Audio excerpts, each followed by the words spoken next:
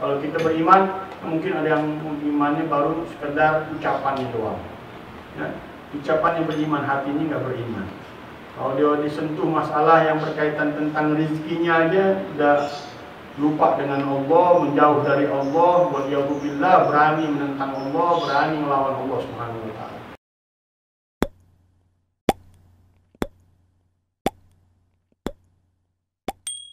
Allah alaika min ma'siyatihi wa ila al-amali bima syara'a laka min an-nawafil allati tuqarribuka ilayhi zulfa illa bil ilmi fa alayka bi talabih. Wa qala alaihi salatu wassalam, talabul ilmi fariidatun 'ala kulli muslimin wa bil ilmi ta'rif qawla al-wajib wajiban wal mandub manduban wal muharram muharraman wa ta'rifu kayfa tu'addi al-wajiba wa taf'alu al-manduba wa tatruku al-muharrama. فإذا لابد لك من العلم ولا غنى لك عنه وعليه وعلى الأمل به مدار سعادتك في الدنيا والآخرة. واعلم أن من عبد الله بغير علم كان الضرر العائد عليه بسبب عبادته أكثر من النفع الحاصل له بها وكم من عابد قد أتعب نفسه في العبادة وهو مع ذلك مصر على معصية يرى أنها طاعة أو أنها غير معصية. وقد حكى الشيخ العارف بالله محمد بن عربي في باب الوصايا من الفتوحات عن رجل من أهل المغرب أنه كان كثير الاجتهاد في العبادة وأنه اشترى أتانا ولم يستعملها في شيء فسأله إنسان عن سبب إمساكها قال ما أمسكتها إلا ليحصن بها فرجي وكان لا يعلم تحريم أتيان البهائم فلما عرفه بتحريمه أشفق وبكى بكاء شديدا. انتهت الحكاية معناها. والعلم الواجب على كل مسلم هو أن يعلم وجوب جميع الفرائض التي فرضهن الله عليه وتحريم ما جميع المحرمات التي حرمهن الله عليه. وأما العلم بكيفية فعل الشيء الواجب فلا يجب إلا عند إرادة مباشرته. فمن بلغ مسلما في المحرم مثلا كان الواجب عليه فورا أن يتعلم معنى الشهادتين من ذكرهما ويتعلم الصلوات الخمس وما يجب من معرفتها وأركانها أحكامها. من الواجب عليه أن يعرف وجوب الصوم والزكاة والحج وغيرها من الواجبات العينية ويعرف تحريم الزنا وشرب الخمر وأخذ أموال الناس بالباطل وغيرها من المحرمات الشرعية. لكن لا يجب عليه أن يتعلم كيفية الصيام والحج إلا عند مجيء رمضان وإرادة الحج ولا كيفية الزكاة إلا حتى يملك مالا يزكي ويجيب وقت إخراج الزكاة والله أعلم. والمحرمات والواجبات العينية معروفة بين المسلمين لا تكاد تخفى وإنما المهم معرفة الأحكام عام لا يكفي إلا تلقى ذلك من عالم يخشى الله ويدين بالحق. والعامة تخطئ وتصيب فإياك أن تفعل ما يفعلون وتترك ما يتركون ابتلاء بهم فإنه لا يصح الابتلاء إلا بالعلماء العاملين وقد عز اليوم عالم يعمل بعلمه.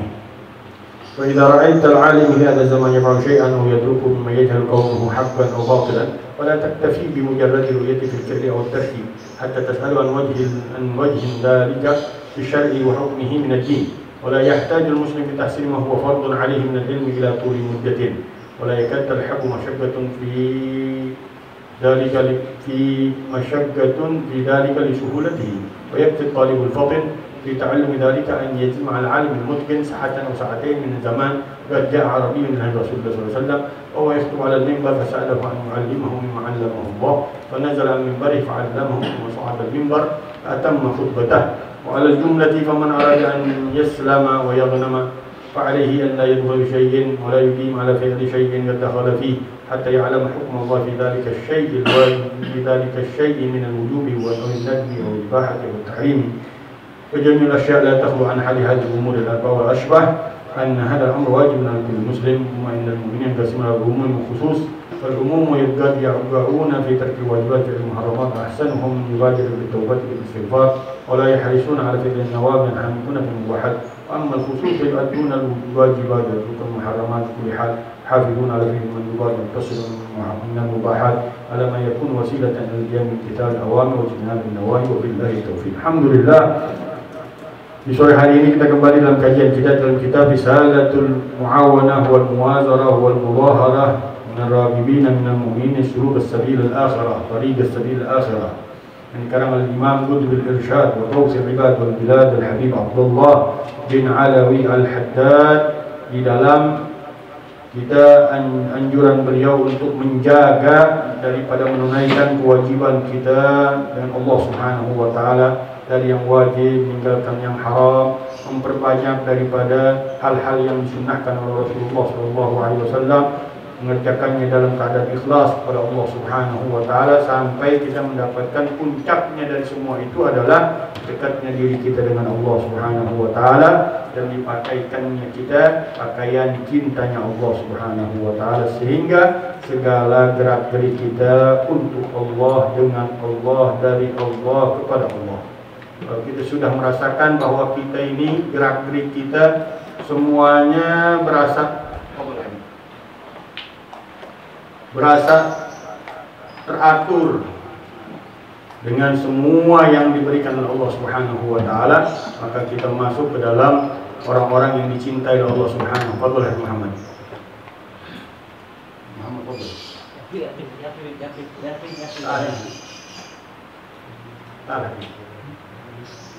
wa hiya khil'atul wilayah bal khil'atul khilafah, pakaian yang dipakaikan oleh Allah Subhanahu wa taala kepada kekasih-kekasihnya, para khalifah-khalifahnya di muka bumi Allah Subhanahu wa taala.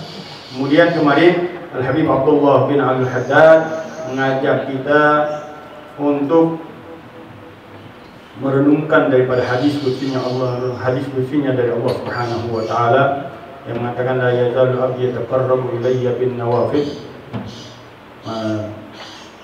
يتقرب عبدي بشيء أحب إلي مما افترضته عليه ولا يزال عبدي يتقرب إلي بالنوافل حتى أحبه فإذا أحببت كنت سمعه الذي يسمع به وكنت بصره الذي يبصر به وكنت يده الذي يبطش بها وكنت رجله الذي يمشي عليها فإذا ساعدني لأهدينه وإذا استعاذني لأعيذنه وما ترددت بشيء أنا فاعله كترددي في قبل نفسي عبدي المؤمن يكره الموت وأنا أكره مساءته ولا بد له منه.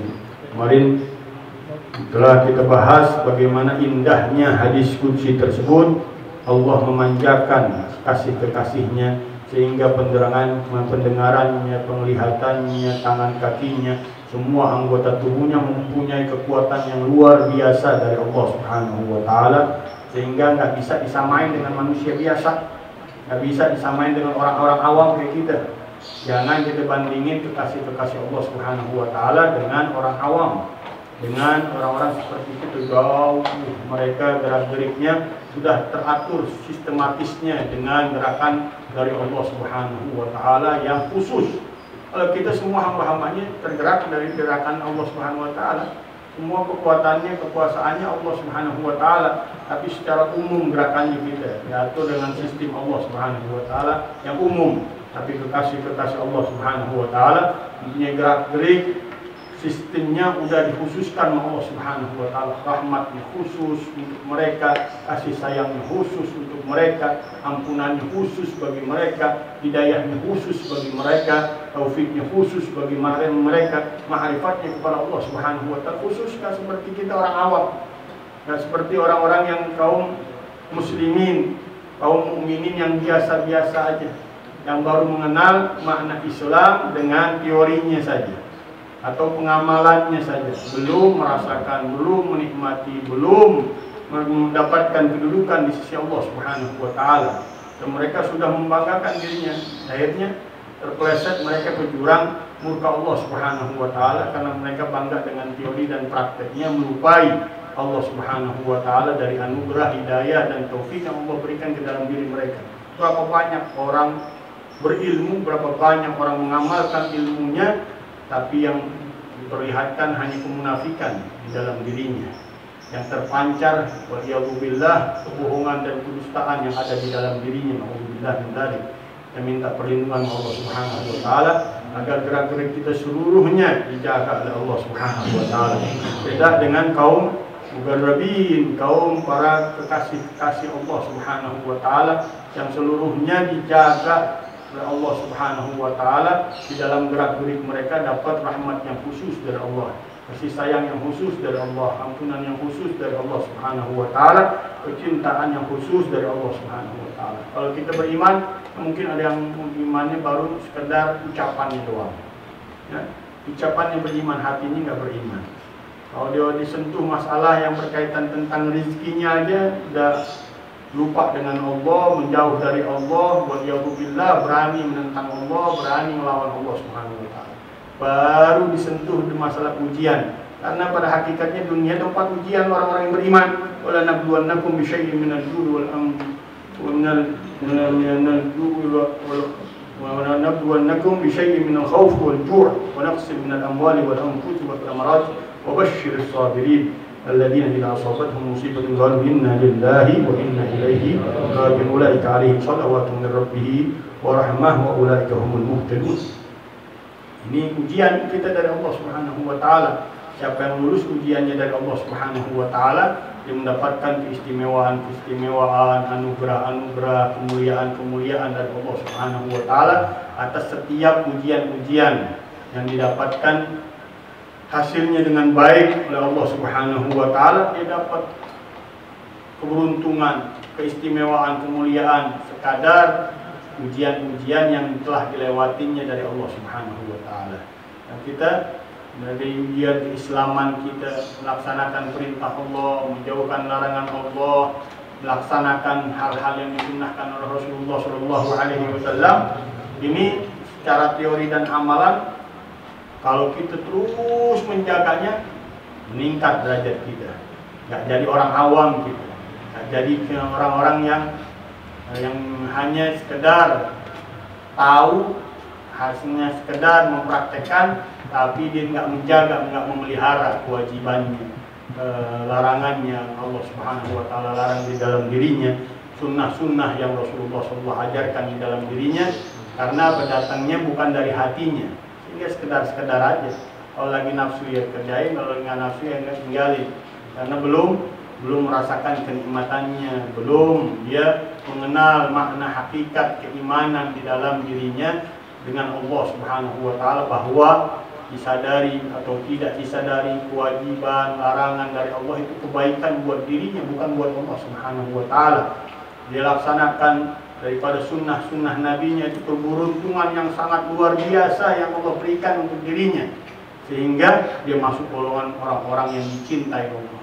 Setiap orang bisa ngaku aku cinta Allah, aku cinta Rasul, aku cinta kaum sholihin, tapi apakah mereka merasakan dicintai oleh Allah, dicintai oleh Rasul, dicintai oleh kaum sholihin? Ini bedanya jauh. Orang yang baru belajar ikhlas, orang yang dapat keikhlasan dari Allah Subhanahu wa taala. Orang yang belajar rasa syukur, orang yang disyukuri oleh Allah Subhanahu wa taala. Mudah-mudahan Allah Subhanahu wa taala menjaga daripada keimanan kita diteruskan oleh Allah Subhanahu wa taala, menaikkan derajatnya Allah Subhanahu wa taala menjadi orang-orang yang mendapatkan pakaian cinta dari Allah, yang dipakaikan oleh kekasih-kekasihnya dari orang-orang pilihan Allah Subhanahu wa taala. Amin ya rabbal alamin. Kemudian kemarin kita diterangkan oleh Habib Abdullah bin Haddad bahwa setiap amalan kita pasti ada kekurangan, dan kekurangannya Allah sayang untuk umatnya Rasulullah SAW. Bisa ditambal itu kekurangan, bisa ditambahin lagi kekurangannya untuk menutupi daripada yang wajib-wajibnya, dijadikan hal-hal yang sunnah. Nutupin kesalahan, kekurangan dalam sholat, dinutupin dengan sunnah-sunnah sholat. Nutupin kekurangan yang ada di puasa dengan kita puasa sunnah-sunnah yang diajarkan oleh Rasulullah SAW. Begitu juga zikir-zikir, begitu juga baca Quran, begitu juga hal-hal yang lain. Kekurangannya sesuai dengan yang diwajibkan oleh Allah Subhanahu wa taala. Ada bagian-bagian yang menutupnya dari hal-hal yang disunnahkan oleh Rasulullah Sallallahu Alaihi Wasallam. Jangan, kata Habib Abdullah Haddad, kita berbangga diri baru bisa melaksanakan sibuk dengan yang sunnah, tapi terjatuh kita meninggalkan dari yang wajib. Kita juga harus bijak, harus lihat keadaan orangnya, posisi orangnya. Kadang orang baru kenal majelis, orang baru Islam baru masuk Islam, baru kenal Islam. Dia datang ke majelis, jangan yang disuruh dia ngerjain sholat fardunya dulu. Biarin dia senang dulu dengan majelisnya, biar dia paham dulu makna yang ada di dalam majelisnya, rahmat yang turun di dalam majelisnya. Baru kita deketin dia, kita ajarkan dia kewajiban-kewajibannya, kita senengin dia dengan agamanya. kita cintai dia dengan syariatnya, kita senengin dia dengan ajaran-ajaran Rasulnya, sunnah-sunnahnya, kewajiban-kewajiban yang Allah berikan. Itu kebijakan dari setiap orang-orang yang mengajak, yang di jalan orang-orang yang mendekat dengan Allah Subhanahu wa Ta'ala, harus pintar-pintar melihat posisi orangnya. Kemarin saya ceritakan bagaimana Sayyidi Habib Umar Muhammad bin Salim bin Hafid ketika di Nairobi, Afrika. Ada seorang melihat keluar dari mobil Habib Umar dengan Habib Ali Jufri dengan pakaian dakwahnya, dengan cahaya yang ada di dalam diri beliau. Orang yang memandangnya langsung terpikat langsung. Belum diajarin, belum ketemu bahkan, baru sekedar ngeliat doang. Tapi Allah Subhanahu wa Ta'ala punya rahasia di tubuh orang-orang kaum salihin muqarrabin di sisinya, yang tadi matanya, pendengarannya, tangannya, kakinya, badannya, tubuhnya, semuanya memancarkan cahaya yang kalau dilihat dengan hati yang penuh keinginan kepada Allah Subhanahu wa Ta'ala, pasti terpikat langsung dengan ikatan yang kuat dengan Allah Subhanahu wa Ta'ala. Ini orang-orang Nasrani, dia lihat, ditanya, ini siapa mereka ini? Aku ingin seperti mereka. Baru melihat pakaiannya, baru melihat sosoknya aja, udah berubah total yang ada di dalam hatinya, di dalam pikirannya. Kebiasaan yang dia bawa setiap harinya bisa dirubah 360 derajat Allah Subhanahu wa Ta'ala hanya sekedar memandang. Bagaimana yang dapat pandangan dari mereka langsung. Ini orang yang memandang mereka, bagaimana orang yang dipandang oleh mereka.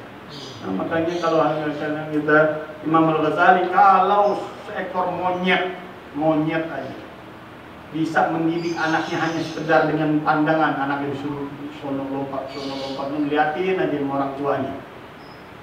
Itu monyet bisa ngajarin dengan pandangan. Masa manusia-manusia hebat di sisi Allah Subhanahu wa Ta'ala nggak bisa merubah manusia-manusia yang jauh dari Allah menjadi dekat dengan Allah Subhanahu wa Ta'ala. Dengan pandangan mereka, pandangan yang luar biasa yang Allah berikan kepada dalam hati mereka, dalam diri mereka. Nggak bisa disamain pandangan mereka dengan pandangan manusia biasa. Nggak bisa disamain pendengaran mereka dengan pendengaran manusia biasa. Nggak bisa disamain ucapan mereka dengan ucapan manusia biasa. Karena hakikatnya mereka teratur, terarah. Semuanya dibawa oleh Allah Subhanahu wa Ta'ala. Lafaz kata yang keluar, ucapan yang keluar, bukan rekayasa lagi, bukan basa-basi lagi. Mereka terarah, terukur omongannya dari yang Allah Subhanahu wa Ta'ala izinkan dia untuk mengucapnya, untuk mengatakannya. Mudah-mudahan Allah Subhanahu wa Ta'ala jaga diri kita selalu, dan gerak-gerik kita dijaga oleh Allah Subhanahu wa Ta'ala. Amin ya rabbal alamin. Dia masuk Islam, dia Habib Umar disyahadatkan oleh Habib Umar. Habib Umar masukkan dia ke dalam airport. Ada Habib Ali Jufri, ya Habib, waktu tinggal 5 menit lagi. Yang lain gue mengatakan, ya Habib udah gak ada waktu lagi, ini waktunya sedikit dan hanya 5 menit, sekedar 5 menit. Habib Umar masukin dia dalam waktu yang 5 menit. Yang tersisa ini masukkan ke dalam. Subhanallah, akhirnya delay pesawat 2 jam. Akhirnya diajarkan kewajiban-kewajiban setelah syahadah. Dikenalkan tentang sholat, dikenalkan tentang zakat, diajarkan kewajiban-kewajiban yang harus dia tahu. Wajib sholat, wajib zakat, wajib puasa, wajib haji, wajib meninggalkan perzinahan, pencurian, khamar. Diajarkan yang wajib-wajib oleh Habib Umar selama 2 jam. Diajarkan cara berwudu, masuk kamar mandi, diajarkan berwudu yang benar, diperlihatkan Habib Umar caranya berwudu yang benar. 2 jam berubah keadaan dirinya. Yang tadinya nggak kenal Allah Subhanahu wa Ta'ala, sudah mempunyai pancaran cahaya di dalam tubuhnya yang didapetin dari kekasih Allah Subhanahu wa Ta'ala. Berubah gerak-gerik tubuhnya, dia sudah kenal bagaimana untuk mendekatkan dirinya dengan Allah Subhanahu wa Ta'ala. Begitu yang hilang dari umat Islam, begitu yang hilang dari keadaan umat Islam. Hilangnya tuh pancaran yang terpancar dalam diri seseorang yang mengajak ke jalan Allah dengan ikhlas, dengan benar-benar yang dicari ridha Allah Subhanahu wa Ta'ala, sehingga memikat setiap orang yang memandang mereka. Dulu Habib Ali bin Muhammad Abdurrahman Habsyi hanya katakan la ilaha illallah, orang pada